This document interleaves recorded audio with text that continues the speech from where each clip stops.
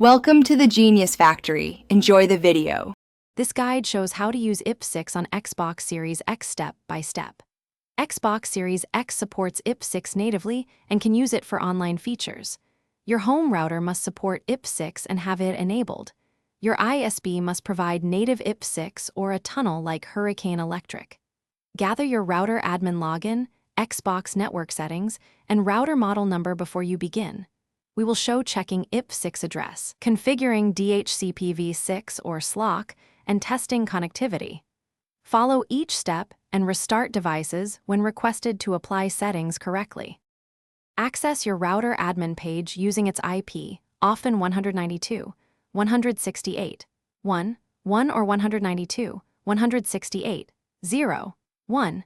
Enable Ipv6, choose DHCPv6 or SLOC, and set prefix delegation size like 56.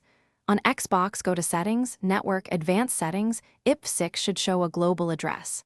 If your ISP provides native Ipv6, no tunnel is needed. Otherwise, configure a tunnel service.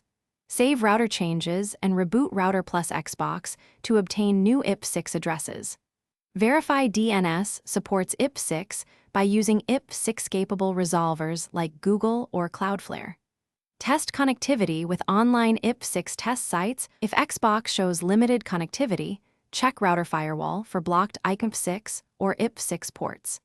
Ensure your prefix length is /64 and MTU is at least 1280 for Ipv6. Use Ping6 or online Ipv6 test pages to confirm end-to-end Ipv6 reachability. If native Ipv6 is unavailable, set up a tunnel like Hurricane Electric and update router settings accordingly. Contact your ISP to request native Ipv6 if tunnel solutions are not acceptable to you.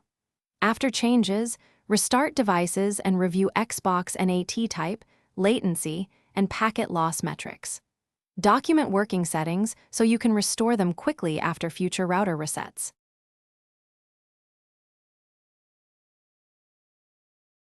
Thanks for watching. If you found this helpful, don't forget to like and subscribe.